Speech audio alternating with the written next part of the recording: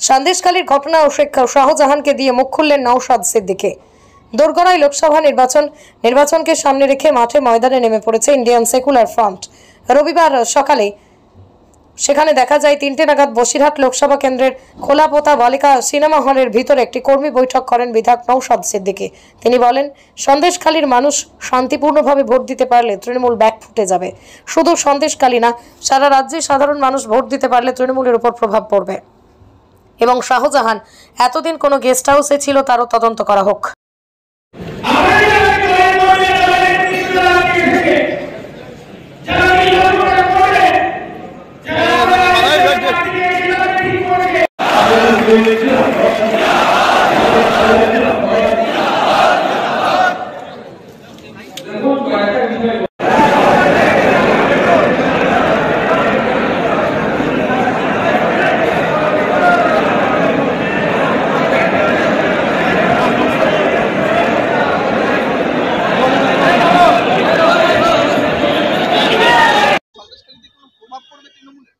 শুধু এই ঘটনায় নয়, সন্দেশখালীর মানুষ শান্তিপূর্ণভাবে ভোট দিতে পারলেই তৃণমূলের উপরে প্রভাব পড়বে। নট অনলি সন্দেশখালী, সারা রাজ্যের যেখানে যেখানে শান্তিপূর্ণভাবে নির্বাচন হবে তৃণমূল ব্যাকফুটে যাবে।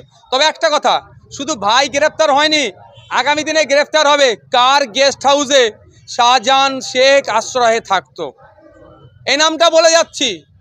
আগামী দিনে এও গ্রেফতার হবে যদি সিবিআই কাউকে না এড়িয়ে যায়।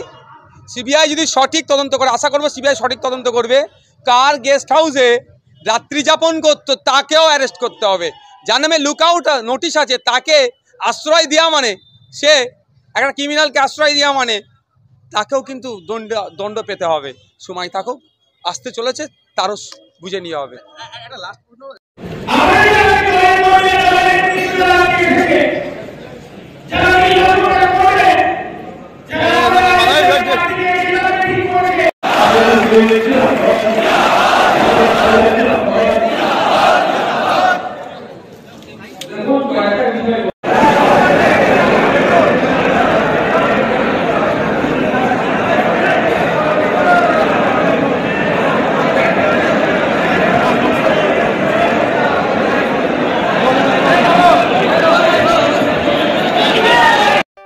Moumita electronics and light house. এখানে সুলভ মূল্যে ইলেকট্রনিক্স জিনিসপত্র পাওয়া যায়। এছাড়াও যে কোনো অনুষ্ঠানের জন্য গিফট আইটেম পাওয়া যায়। প্রোপাইটার পুলক দাস, হিঙ্গলগঞ্জ, বাঁকড়া বাজার, উত্তর 24 পরগনা।